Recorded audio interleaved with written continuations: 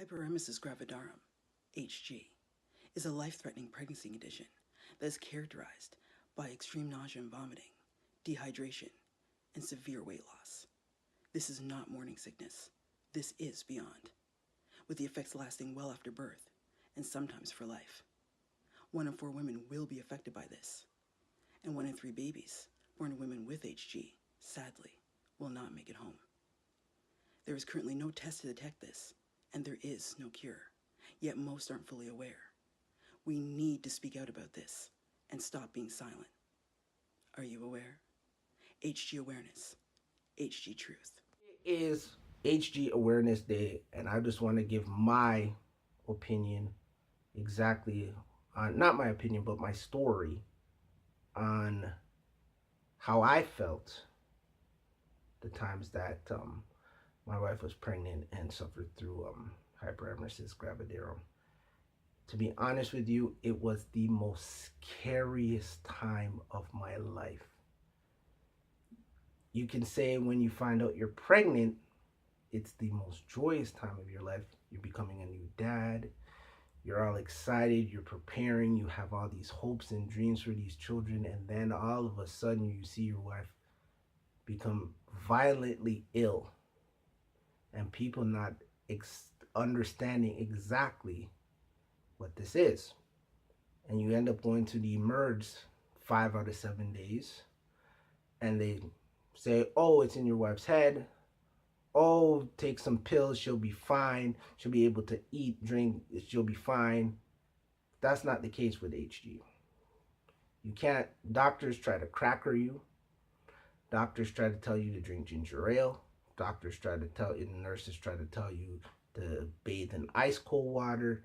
But those things do not help women going through Hyperemesis Gravidarum. It doesn't help them at all. The IV fluids do help. Some women have to end up with PICC lines, which because they can't find veins in their arms, because their arms are shot for how many times that nurses have tried to start lines so they can get the IV fluids to help baby inside.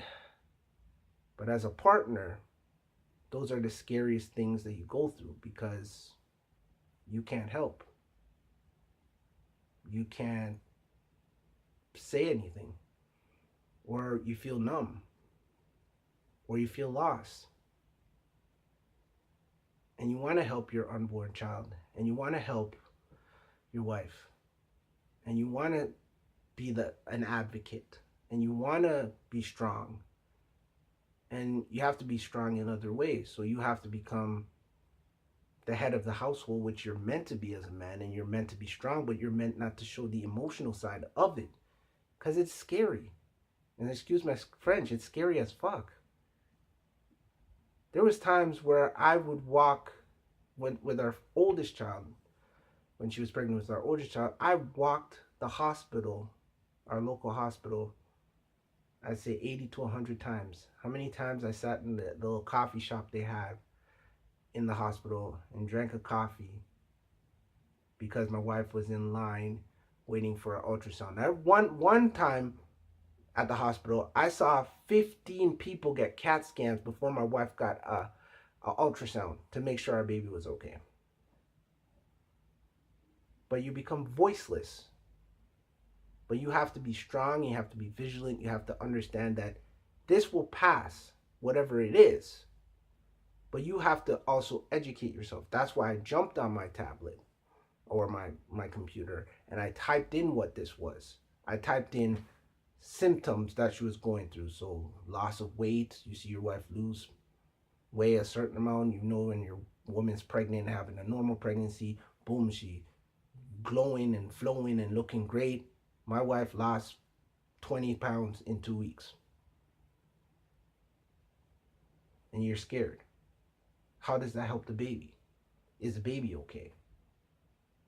Is everything all right? All I can tell you, my journey, the first round with this, I was scared. I'm going to be a new dad and I am scared. And I'm not traditionally scared like how most dads that go through normal pregnancies with their partner are scared. I'm not sure if I'm going to be a good dad. I'm not sure. You're scared because you don't know if your wife or your child or a combination of both are going to be healthy and going to make it. You don't know. That's why you're a new husband, you're a new partner. Educate yourself on this because this affects 1 million women globally. It affects 1 million women globally. The second time I went through this horrible disease known as Hyperemesis Gravidarum, it was 20 times worse than the first time. I was hella scared. There was times that I lost my stuff and I had to be strong. Not only for my eldest child, but I had to be strong for my wife and I had to be strong for our youngest child, unborn child. And when you go to the hospital 5 out of 7 days again, you spend a month out of 30 days in the hospital, you spend 21 of them back and forth through the emerge. You have home care nurses coming in. You go from a regular sized bag of saline to a larger bag of saline when your wife just wants to go outside and get some sun.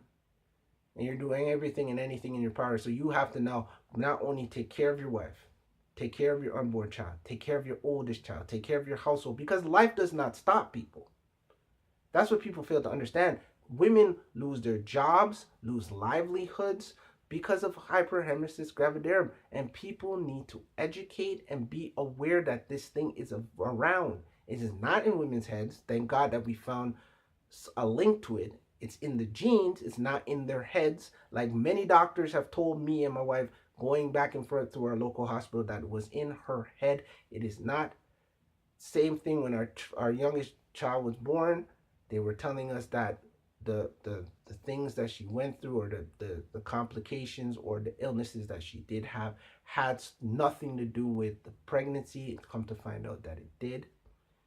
And she lost her battle 2 weeks after that she was born. And we know the statistic is 1 in 3 babies do not make it home from a mother that has gone through Hyperemesis Gravidarum. All I'm saying, people, my journey being a dad was a different journey than most. It's a joyous journey. I got blessed with 2 beautiful children. But I just want you to know that HG sucks. It's there. Educate yourself and be aware. Another waste. Got me caught, I need to hear it, that's right, boys, stay with me.